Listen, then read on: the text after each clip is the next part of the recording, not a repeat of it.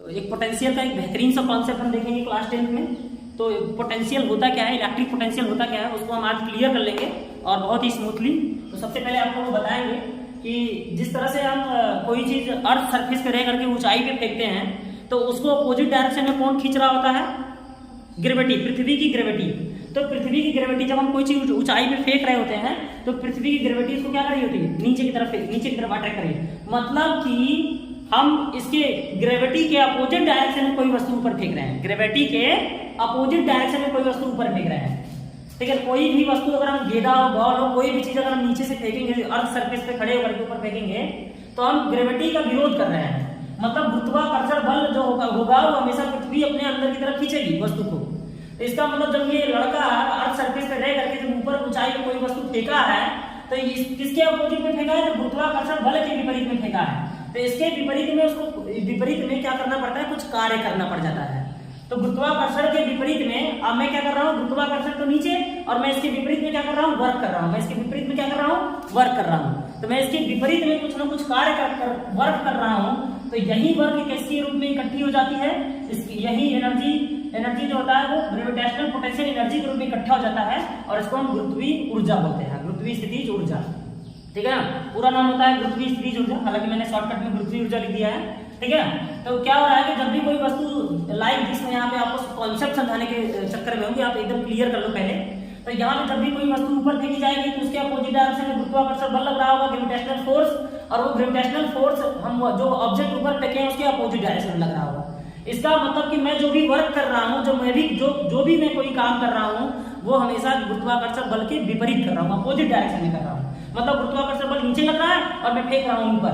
तो यही एनर्जी मतलब गुरुत्वाकर्षण के विपरीत कुछ कार्य करना पड़ता है जब हम ऊपर कोई वस्तु फेंकते हैं, और यही कार्य एनर्जी के रूप में कलेक्ट हो जाती है और उसे ग्रेविटेशनल पोटेंशियल एनर्जी कहते हैं, गुरुत्वीय स्थितिज ऊर्जा या गुरुत्वीय ऊर्जा। तो लाइक दिस, उसी तरह से हम तो क्लास 10 का फिजिक्स पढ़ रहे हैं। तो यहाँ पे मैं क्लास 10 की फिजिक्स में मैं इलेक्ट्रिक पोटेंशियल के बारे में समझना है। तो इलेक्ट्रिक पोटेंशियल इसी बिहेवियर पे काम करेगा, इसी कॉन्सेप्ट में काम कर रहा होगा। तो यहाँ पे बात करेंगे, जैसे हमारे पास एक हमारे पास अनचार्ज बॉडी है, मतलब चार्जलेस बॉडी है, इसमें कोई भी चार्ज नहीं है, एकदम से कोई भी चार्ज नहीं है इसमें। और ये अनावेशित, इसे हम अनावेशित भी कर सकते हैं, जिसमें ये न्यूट्रल है, कोई भी चार्ज नहीं है इसमें। तो हमने एक चार्ज बॉडी लाया, फुली चार्ज बॉडी है, उसका कनेक्शन उसमें कर दिया। तो होगा क्या, इसके सारे चार्ज उसमें जाना स्टार्ट कर देंगे।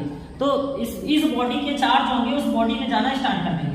तो ये क्या हो जाएगा, ये क्या हो जाएगा, ये भी चार्ज होना शुरू हो जाएगा।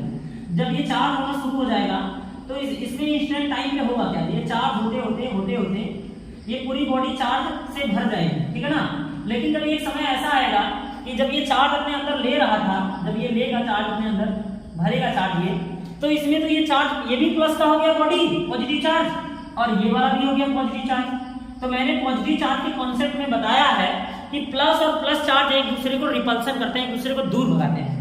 तो क्या होगा, ये वाला पहले से चार्ज था, वो वाला चार्ज लेस था, और इसका चार्ज उसमें जब जाना शुरू किया तो दोनों तो चार्ज होने स्टार्ट हो गए। लेकिन एक समय ऐसा आएगा कि ये प्लस वाला चार्ज, इस जो चार्ज आ रहे हैं ना, उनका क्या करेगा, अपोज करेगा, उनका क्या करेगा, विरोध करेगा। मतलब ये चार्ज आ भी रहे हैं और ये इसका क्या कर रहा है, विरोध भी कर रहा है। तो इसका मतलब वही बात हो गई, अपोजिट वाली बात। जैसे इसमें क्या हो रहा है कि मैं इसको ऊपर फेंक रहा हूँ और उसके अपोजिट डायरेक्शन में क्या हो रहा है, ग्रेविटेशनल फोर्स लग रहा है। तो ये भी क्या हो रहा है, चार्ज उसको चार्ज भी कर रहा है और साथ में इसके विरुद्ध ये इसके विरुद्ध में क्या कर रहा है, कार्य कर रहा है। ये अपना कार्य करता जा रहा है, लेकिन ये क्या कर रहा है, इसका अपोज भी कर रहा है, इसका विरोध भी कर रहा है। ठीक है ना, तो यही विरोध, यही वर्क, ये क्या करना पड़ रहा है इसको वर्क। जब ये वाला चार्ज एक बॉडी में से A बॉडी में से B बॉडी में जा रहा है तो इसको क्या करना पड़ रहा है, वर्क करना पड़ रहा है। ठीक है ना, किसके विपरीत में वर्क करना पड़ रहा है, इसके विपरीत में, बॉडी A के विपरीत में बॉडी A क्या कर रहा है, वर्क कर रहा है। हालांकि ये भी प्लस हो गया, ये भी प्लस हो गया। ये पहले चार्जलेस था तो अपने अंदर पहले भरता गया, लेकिन जब ये भर लिया तो इसका ही क्या करने लगा, ये विरोध करने लगा। तो यही विरोध एनर्जी के रूप में इकट्ठा हो जाती है, यही विरोध क्या हो जाती है, एनर्जी के रूप में इकट्ठा हो जाती है, जिसे हम कहते हैं इलेक्ट्रिक पोटेंशियल एनर्जी। ठीक है ना, या इलेक्ट्रिक पोटेंशियल कहते हैं, इसे हम क्या कहेंगे, इलेक्ट्रिक पोटेंशियल। ठीक है ना, इसे हम इलेक्ट्रिक पोटेंशियल कहते हैं। तो जो हमें विपरीत चार्ज को विपरीत दिशा में भेजने में जो कार्य करना पड़ता है, ठीक है ना, उसे हम क्या कहते हैं, इलेक्ट्रिक पोटेंशियल। ठीक है ना, तो आई होप समझ में आया होगा। इसे आप नोट डाउन कर लीजिए, इसके बाद में अच्छे से इसका डेफिनेशन देते रहे। ठीक है। यहाँ पे एक बार इसको फिर से मेंशन कर देते हैं कि ये क्या हुआ है यहाँ पे, ठीक है ना।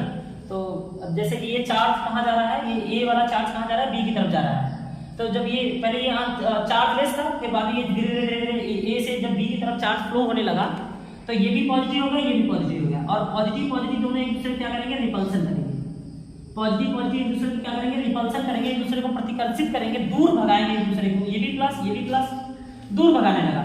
लेकिन दूर भगाते हुए भी ये जो प्लस वाला जो बड़ा वाला चार्ज है जिसके अंदर ढेर सारे चार्ज हैं, वो इसके अपोजिट में क्या कर रहा है, वर्क कर रहा है, इसके विपरीत दिशा में। देखो ये इसको अपोज कर रहे हैं दोनों, लेकिन फिर भी ये वाला बॉडी जो है, जो चार्ज है, वो क्या कर रहा है, ये क्या कर रहा है, वर्क तब भी करता जा रहा है। तो इस प्रतिकर्षण के विपरीत दिशा में ये वर्क कर रहा है। तो यही वर्क क्या हो जाता है, एनर्जी, इलेक्ट्रिक एनर्जी पोटेंशियल के रूप में इकट्ठी हो जाती है। तो आवेशों के प्रतिकर्षण के विपरीत, आवेशों के रिपल्सन के अपोजिट, ठीक है ना, मतलब चार्ज जो है वो रिपल्सन के अपोजिट में किया गया कार्य, ठीक है ना, ऊर्जा के रूप में, ठीक है ना, किया गया कार्य ऊर्जा के रूप में कलेक्ट हो जाती है, जिसे हम क्या कहते हैं, इलेक्ट्रिक पोटेंशियल कहते हैं। मतलब जहां भी विपरीत वर्क होगा, अपोजिट डायरेक्शन में वर्क होगा, वो एनर्जी पोटेंशियल के रूप में कलेक्ट हो जाती है, ठीक है ना। अगर वो ग्रेविटी वाली है तो ग्रेविटेशनल पोटेंशियल, अगर वो इलेक्ट्रिक वाली है, वर्क हो रहा है अपोजिट डायरेक्शन में, तो ये इलेक्ट्रिक पोटेंशियल हो जाएगा, ठीक है ना। तो यहाँ पे मैं इलेक्ट्रिक पोटेंशियल को फुली कॉन्सेप्ट के साथ में समझ लिया कि इलेक्ट्रिक पोटेंशियल होता क्या है। अच्छा, एक बात और होता है कि अगर ये वर्क करते करते ये पूरा चार्ज उस बॉडी के अंदर पूरा एकदम क्या हो जाए, भर जाए, ऐसे पूरा भर जाएगा, ये मतलब ये जितना चार्ज था वो पूरा अपना चार्ज उसको दे दिया उसके शेप में, और ये पूरा फुली चार्ज हो गया, ये भी फुली चार्ज हो गया, और इसके कुछ चार्ज कम हो गया, मतलब वो पूरे बराबर हो गए। या तो हमें ऐसा कुछ कंडीशन लगा दिया कि इसके भी चार्ज, जितने इसके चार्ज थे उतने ही चार्ज उसके भी हो गए, बराबर हो गए चार्ज। ये गुब्बारे की तरह था, मान लेते ये एक गुब्बारे की तरह था, ये जितना चार्ज इसमें से निकला उतना उसमें जाना स्टार्ट कर दिया, और एक समय ऐसा है कि दोनों का जो लेवल है, दोनों का लेवल क्या हो गया, बराबर हो गया। जब दोनों का लेवल बराबर हो जाता है, लेवल बराबर हो गया मतलब एक खेत से पानी दूसरे खेत में उतरा तो दोनों का लेवल क्या हो जाता है, बराबर हो जाता है। तो जब दोनों का लेवल बराबर हो जाएगा तो क्या वर्क होगा उस समय में, तो वर्क होना बंद हो जाएगा, क्योंकि दोनों का लेवल बराबर हो गया। भाई एक खाले में है और एक ऊंचे में है, तो पानी जब फ्लो करेगा खाले से ऊंचे में, तो दोनों का जब लेवल बराबर हो जाएगा पानी का, तो पानी फ्लो करना बंद कर देगा। उसी तरह से चार्ज भी क्या करेगा, फ्लो करना बंद कर देगा। तो जब चार्ज जब फ्लो करना बंद कर देगा तो हम कहेंगे वर्क डन क्या हो जाएगा, वहां पे वर्क डन क्या हो जाएगा, वर्क डन, ये जो कार्य हो रहा था वो खत्म हो जाएगा, कार्य जीरो हो जाएगा, ये जो कार्य है वो जीरो हो जाएगा। इसका मतलब जब समान विभव जो दोनों के हो जाते हैं, जब विभव दोनों के समान हो जाते हैं, पोटेंशियल दोनों के समान हो जाते हैं, तो वहां पे कार्य क्या हो जाता है, वहां पे कार्य जीरो हो जाता है। ये बहुत ही अच्छी नोट पॉइंट है, आप इसको नोट कर सकते हैं, ठीक है ना। वैसे तो हम बात करेंगे कि यहाँ पे जो एक्चुअल डेफिनेशन हम 10th क्लास के लिए देखेंगे, एक्चुअल डेफिनेशन हम क्या कहेंगे कि इनफाइनाइट से, अब यही चार्ज हम कहाँ से ला रहे हैं, तो यूनिट चार्ज, ठीक है, यूनिट चार्ज को हिंदी में एकांक आवेश कहते हैं, एकांक आवेश। तो एकांक आवेश को इनफाइनाइट से, मान लेते हैं कि इनफाइनाइट हमारा कोई जगह है इनफाइनाइट, हाँ कि इनफाइनाइट तक हम पहुंच नहीं सकते हैं, तो इनफाइनाइट से किसी इंस्टेंट पॉइंट पे मान लेते हैं हमारा पॉइंट ए है, तो इनफाइनाइट से यही चार्ज हम कहां से ला रहे हैं, जैसे हमने इसको बोला था कि हम ए बॉडी से बी बॉडी में हम चार्ज को क्या कर रहे हैं, फ्लो करवा रहे हैं। तो जब ये चार्ज प्लस हो गया तो दोनों अपोजिट करने, विरोध करने लगे, लेकिन विरोध में भी ये वर्क कर रहा था, वही विरोध पोटेंशियल एनर्जी के रूप में कलेक्ट हो गई। तो यहाँ पे भी हम इस चीज, इस शेप को हम मानेंगे कि ये शेप जो है वो इनफाइनाइट में रहती है, और जो चार्ज है वो 1 कूलम का है, मतलब 1 कूलम का चार्ज है, मतलब 1 कूलम मतलब एकांक आवेश, 1 कूलम मतलब एकांक आवेश। तो 1 कूलम का आवेश कहाँ रखा गया है, इनफाइनाइट पे रखा गया, अनंत पे रखा गया है। कहाँ रखा गया है, अनंत पर, ठीक है ना, अनंत पर रखा गया 1 कूलम का आवेश। और इसको कहाँ लाया जा रहा है, तो इसको किसी इंस्टेंट पॉइंट ए पे लाया जा रहा है। तो 1 कूलम का आवेश कहाँ लाया जा रहा है, किसी पॉइंट ए पे लाया जा रहा है। तो इस जब लाया जाएगा तो क्या करना पड़ेगा, वर्क करना पड़ेगा, क्या करना पड़ेगा, वर्क, ठीक है ना। तो पोटेंशियल को हम आपको बता देना चाहते हैं जानकारी के लिए कि जो इलेक्ट्रिक पोटेंशियल होता है, इलेक्ट्रिक पोटेंशियल उसको हम V से दिखाते हैं, V से, कैपिटल V से। इलेक्ट्रिक पोटेंशियल को हम कैपिटल V से दिखा रहे होंगे, ठीक है। तो क्या हो जाएगा, यहाँ पे क्लियर कर लेते हैं थोड़ा सा। इलेक्ट्रिक पोटेंशियल को V से दिखाएंगे तो हम इनफाइनाइट से 1 कूलम आवेश को किसी इंस्टेंट पॉइंट ए पे ला रहे हैं, तो हम कहेंगे यहाँ पे 1 कूलम पहुंचा देंगे, लाके वहां से कूलम यहाँ पहुंचा देंगे। तो हमें क्या करना पड़ेगा भाई, वर्क करना पड़ेगा, तो वर्क करना पड़ेगा। तो इसलिए इलेक्ट्रिक पोटेंशियल V बराबर जो होता है, क्या होता है, W अपान वर्क अपान ये चार्ज, जो चार्ज हम लाए हैं तो कितना कूलाम चार्ज लाए हैं? 1 कूलाम चार्ज लाए हैं, 1 कूलाम चार्ज। तो 1 कूलाम चार्ज के रिस्पेक्ट में सारी चीजें हो रही है यहाँ पे, और जो चीजें रिस्पेक्ट में होती है वो कहाँ लिखी जाती है? नीचे लिखी जाती है। तो यहाँ पे वर्क हो रहा है किसके? 1 कूलाम चार्ज के रिस्पेक्ट में, ठीक है ना। तो हम कहेंगे कि इलेक्ट्रिक पोटेंशियल को V से दिखाते हैं, और W अपान 1 कूलाम चार्ज, तो V बराबर क्या हो जाएगा? W। मतलब कि 1 कूलाम आवेश को अनंत से 1 कूलाम आवेश को किसी बिंदु तक लाने में किया गया कार्य क्या कहलाता है? विभव कहलाता है। तो हम कहेंगे इनफाइनाइट से, आप एक बार क्लियर कर लीजिए, सुन लीजिए अच्छे से कि क्या है कि 1 कूलाम आवेश को 1 कूलाम आवेश को या एकांक आवेश को अनंत से किसी बिंदु पर लाने में जो किया गया कार्य होता है वही क्या होता है? विद्युत विभव होता है। तो मैं यहाँ हिंदी में मेंशन कर देता हूँ, मैं कहूँगा 1 कूलाम आवेश को 1 कूलाम आवेश को अनंत से किसी बिंदु तक लाने में किया गया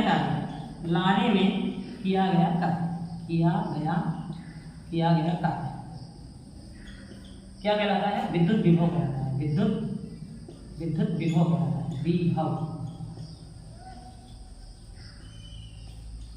विद्युत विभव कहलाता है। मतलब 1 कूलाम चार्ज, ठीक है ना, 1 कूलाम चार्ज 1 कूलाम आवेश को किसी अनंत ना 1 कूलाम आवेश को अनंत से लाने में किया गया कार्य को हम क्या बोलते हैं? विद्युत विभव कहते हैं। तो इनफाइनाइट से 1 कूलाम चार्ज को जब हम किसी इंस्टेंट पॉइंट पे लाएंगे तो वही हमारा क्या होता है? इलेक्ट्रिक पोटेंशियल होता है। और हम अगर 1 कूलाम चार्ज नहीं है तो उस कंडीशन में हम V को कह सकते हैं V बराबर W अपान Q। तो हम कहेंगे द रेशियो ऑफ, इसे हम ये भी कह सकते हैं the ratio of work and charge, the ratio of work done and charge and electric charge. कौन सा चार्ज? इलेक्ट्रिक चार्ज, ठीक है ना। तो the ratio of work done in electric charge is called electric potential, ठीक है ना। कार्य तथा आवेश का अनुपात जो होता है उसे क्या कहते हैं? विद्युत विभव कहते हैं। लेकिन यहाँ पे डेफिनेशन के लिए हम जब भी डेफिनेशन बाय डेफिनेशन इसको बता रहे होंगे तो हमने बताया है कि जब भी किसी आवेश को किसी बिंदु तक ले जाएंगे तो एक समय बाद उसका क्या करेगा? विरोध करेगा। और विरोध करने में क्या करना पड़ता है? एक कार्य करना पड़ता है। तो वही कार्य किसके बराबर हो जाएगी? इलेक्ट्रिक पोटेंशियल के बराबर हो जाएगी, ठीक है ना।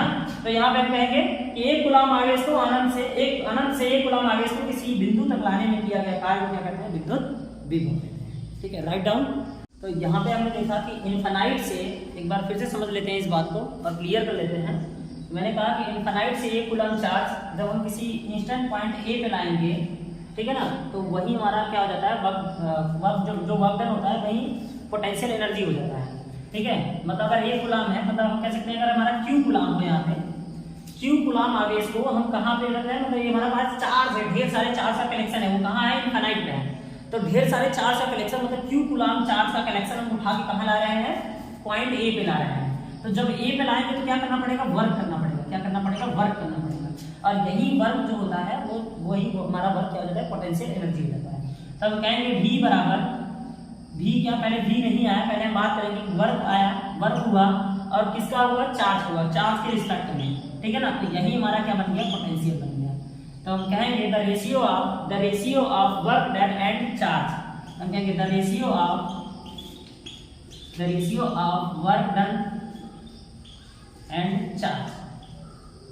और जबकि हमारा चार्ज कहाँ से ला रहा है? इनफाइनाइट से ला रहे हैं। तो इनफाइनाइट से कहाँ ला रहे हैं? A पे ला रहे हैं, ठीक है ना। चार्ज को इनफाइनाइट से पॉइंट A पे ला रहे हैं। तो इनफाइनाइट से किसी चार्ज को इनफाइनाइट से पॉइंट A पे लाने में जो किया गया कार्य होता है वही हमारा क्या होता है? इलेक्ट्रिक पोटेंशियल होता है, ठीक है ना।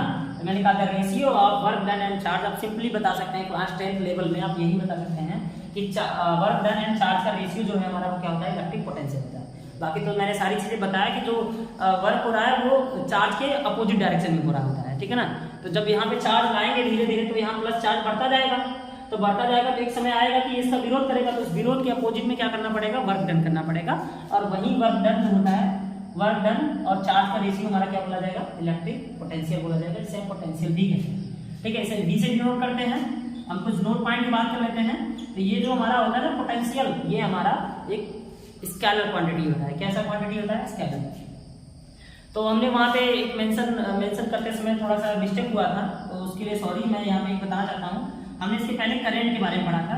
तो करंट जो होता है ना वो स्केलर क्वांटिटी होता है, स्केलर क्वांटिटी, ठीक है ना, करंट। और उसी तरह से हमारा जो वोल्टेज होता है वो भी क्या होता है, स्केलर होता है, स्केलर क्वांटिटी, ठीक है ना। स्केलर क्वांटिटी को हिंदी में आप कह सकते हो अदिश राशि, ठीक है ना। तो ये अदिश राशियां होती है, अदिश राशि, ठीक है। तो विद्युत धारा और जो विभव होते हैं ना, विद्युत धारा हो और चाहे हमारा विभव हो, पोटेंशियल हो, इलेक्ट्रिक करंट हो चाहे पोटेंशियल हो, वो दोनों कैसी क्वांटिटीज होते हैं, तो हमारा अदिश राशियां होती हैं, स्केलर क्वांटिटी होती है। स्केलर क्वांटिटी का मतलब ये होता है, इसमें सिर्फ और सिर्फ मैग्नीट्यूड से मतलब है, इसमें सिर्फ और सिर्फ हमें आंसर से मतलब है, इसके सिर्फ हमें इसके डायरेक्शन से लेना देना नहीं होता है, इसका डायरेक्शन किधर जा रहा है इससे हमें लेना देना नहीं है, सिर्फ और सिर्फ इसके आंसर वाली वैल्यू से हमें लेना देना होता है, ठीक है ना। तो वो हमारा होता है स्केलर क्वांटिटीज, ठीक है ना। इसमें कोई भी डायरेक्शन की बातें नहीं हो रही होती हैं, ना तो वोल्टेज में और ना तो करंट में, ना तो करंट में ना तो वोल्टेज में, कोई भी डायरेक्शन की बातें नहीं हो रही है, इसलिए ये दोनों कैसी क्वांटिटीज होते हैं, अदिश राशि होते हैं। और हमारा चार्ज भी, हमने चार्ज के बारे में भी पढ़ा, तो चार्ज भी हमारा क्या होता है, चार्ज भी हमारा क्या होता है, स्केलर ही होता है। तो ये तीनों क्वांटिटीज क्या होते हैं, स्केलर होते हैं, ठीक है ना, स्केलर क्वांटिटीज। तो इस बात को अच्छे से आप नोट डाउन कर लीजिए, उसके बाद में हम बताएंगे इसकी यूनिट्स क्या होते हैं, ठीक है ना। यहाँ पे हम लोग क्या देखेंगे, अब हम देखेंगे unit of electric potential and definition of 1 volt, ठीक है ना, ठीक है ना। अब देखते हैं सबसे पहले कि यहाँ पे यूनिट क्या है, यूनिट ऑफ इलेक्ट्रिक पोटेंशियल क्या है। तो हमने देखा था कि इलेक्ट्रिक पोटेंशियल जो होता है उसे V से डिनोट करते हैं, V बराबर हमने देखा था W/Q। तो अगर हम बात करेंगे W का, तो W का जो यूनिट होता है वो होता है जूल, ठीक है ना, जूल होता है। और ये जो आवेश होता है, मतलब चार्ज जो होता है उसका होता है हमारा कूलाम, ठीक है ना, ठीक है। तो हमारा कहेंगे जूल बटे कूलाम, तो ये हो गया। मतलब हम बात करेंगे कि जो यूनिट होता है, unit of potential, electric potential, मैंने शॉर्टकट में EP लिख देता हूँ मैं। तो जो इलेक्ट्रिक पोटेंशियल होता है वो क्या होता है, जूल बटे कूलाम, ठीक है ना। अगर यहाँ पे डेफिनेशन की भी बात कर लेंगे कि डेफिनेशन ऑफ 1 वोल्ट क्या होता है, तो अगर एक जूल जो है, एक जूल कार्य एक कूलाम आवेश के लिए किया जाए तो वो 1 वोल्ट होता है, ठीक है ना। इसे हम कहेंगे 1 जूल बटे 1 कूलाम। 1 जूल बटे 1 कूलाम किसके बराबर होता है, 1 वोल्ट के बराबर होता है। तो पहले हम बात करेंगे 1 जूल बटे कूलाम, ये 1 बटे 1 तो 1 हो जाएगा। तो 1 जूल बटे कूलाम, ये जो वैज्ञानिक जो विभव के बारे में, पोटेंशियल के बारे में जो बताने वाला जो साइंटिस्ट था उसका नाम था बोल्ट, ठीक है ना। तो इसलिए उसका नाम पड़ा बोल्ट, ठीक है ना, बोल्ट, ठीक है, ठीक है ना। वोल्टेज, इसका नाम पूरा होता है वोल्टेज, क्योंकि बताने वाला जो वैज्ञानिक था वो वोल्टेज था, उसका नाम वोल्टेज था, इसलिए इसने इसका यूनिट रखा वोल्टेज या वोल्ट, ठीक है ना। तो इसलिए 1 जूल बटे 1 कूलाम या 1 जूल बटे कूलाम को ही क्या बोला गया, वोल्ट बोला गया, ठीक है ना। तो जिसमें 1 जूल कार्य 1 कूलाम आवेश के लिए किया जाता है, 1 जूल कार्य 1 joule work done 1 coulomb charge के लिए किया जाएगा, उसे क्या बोलेंगे, 1 वोल्ट बोलेंगे, ठीक है ना। तो मेंशन भी कर सकते हैं हम यहाँ पे कि 1 जूल वर्क 1 कूलाम चार्ज के लिए किया जाएगा, चार्ज के लिए, तो उसे क्या बोलेंगे, तो उसे वोल्ट बोलेंगे। क्या, कौन सा वोल्ट, 1 वोल्ट, ठीक है ना, वो हमारा 1 वोल्ट होगा, ठीक है। तो 1 joule work done 1 coulomb charge के लिए अगर किया जाता है तो हमारा वो 1 वोल्ट होता है, ये 1 वोल्ट। और ये जो वोल्ट है, इसका जो फेमस यूनिट है वो वोल्ट है। तो जब भी कभी भी हम यूनिट ऑफ V की बात करेंगे, यूनिट ऑफ पोटेंशियल की बात करेंगे, तो हमारा वोल्ट होगा, ठीक है ना। हम हिंदी में भी लिख सकते हैं हम इसे वोल्ट, ठीक है ना, ये वोल्ट होगा, ठीक है। तो ये 1 वोल्ट होता है, और ये वोल्ट जो होता है ये SI यूनिट है, SI यूनिट, इसे सिस्टम ऑफ इंटरनेशनल यूनिट कहते हैं। जैसे हमने करंट का एम्पियर देखा था, तो एम्पियर किसी वैज्ञानिक का नाम था जिसने इसके बारे में बताया था, इसलिए SI यूनिट करंट का एम्पियर होता है जिस तरह से, उस तरह से वोल्टेज का जो SI यूनिट होता है वो क्या होता है, हमारा वोल्ट, ठीक है ना। पोटेंशियल का जो हमारा SI यूनिट होता है हमारा क्या होता है, वोल्ट होता है, वोल्ट, ठीक है ना। पोटेंशियल का SI यूनिट क्या होता है, वोल्ट होता है, ठीक है। SI यूनिट का मतलब सिस्टम ऑफ इंटरनेशनल, वो यूनिट जो दुनिया जानती है वो कौन सा है, वोल्ट है। तो इसलिए सबसे फेमस यूनिट है इसका वोल्ट। और इसके कुछ छोटे और बड़े यूनिट भी होते हैं, तो हम यहाँ पे बात करेंगे कुछ छोटे और बड़े यूनिट की बात करेंगे। तो यहाँ पे the smallest unit of volt, the smallest unit of volt. Smallest unit of volt क्या होते हैं, स्मॉलेस्ट सबसे छोटा जो यूनिट होता है वो क्या होता है, तो सबसे छोटा यूनिट होता है माइक्रो वोल्ट और मिली वोल्ट, ठीक है ना। तो माइक्रो वोल्ट में जो होगा, माइक्रो वोल्ट, इसको माइक्रो कहते हैं, माइक्रो वोल्ट। तो माइक्रो वोल्ट जो होता है हमारा वो होता है 10⁻⁻⁶ वोल्ट। और जो हमारा मिली वोल्ट होता है, मिली वोल्ट वो होता है हमारा 10 की पावर -3 वोल्ट, ठीक है ना। आप इसे डिनोट कर सकते हैं कैपिटल V से, ठीक है ना। आप अगर ऐसे कैपिटल V लिख देते हो तो वो हमारा स्मॉल v लिख दें या कैपिटल V, तो हमारा वो वोल्टेज होता है, ठीक है ना। तो इसलिए हम कहेंगे कि वोल्टेज को आप शॉर्टकट में V से दिखाइएगा। तो हम कह रहे हैं कि भाई हमारे पास जो माइक्रो वोल्ट होगा, माइक्रो वोल्ट मतलब 10 की पावर -6 वोल्ट और मिली वोल्ट मतलब 10 की पावर -3 वोल्ट। ये हमारे रह गए छोटे यूनिट। और हमारे इसके कुछ बड़े भी यूनिट होते हैं। तो बड़े यूनिट में क्या है, ठीक है ना, बिगर यूनिट, ठीक है ना। तो जो हमारा लार्जर बिगेस्ट यूनिट है, बिगेस्ट, ठीक है, बिगर यूनिट ऑफ वोल्ट। तो जो हमारा लार्जर यूनिट होता है, जो लार्ज वाले यूनिट है, जो बिगर वाले हैं, वो हमारा क्या होता है, तो हमारा मतलब एक होता है किलो वोल्ट और एक होता है हमारा मेगा वोल्ट। तो जो हमारा किलो वोल्ट होता है, किलो वोल्ट, इसको आप केवी से दिखाते हो, शॉर्टकट में आप केवी से दिखाते हो। तो किलो वोल्ट होता है हमारा 10 की पावर 3 वोल्ट, ठीक है। और अगर हम बात करें मेगा वोल्ट, एक होता है हमारा mega volt, MV mega volt, ठीक है ना। मेगा वोल्ट जो होता है इसे आप km से दिखा सकते हो, और मेगा वोल्ट जो होता है वो 10 की पावर 6 वोल्ट होता है। तो अच्छी तरह से हम इस बड़े यूनिट और छोटे यूनिट की बात कर लीजिए। तो जो छोटा यूनिट होता है वो 10 की पावर माइक्रो वोल्ट और मिली वोल्ट, और जो बड़ा यूनिट होता है हमारा किलो वोल्ट और मेगा वोल्ट में होता है। तो आप इसे अच्छे से राइट डाउन कर लीजिए, ठीक है।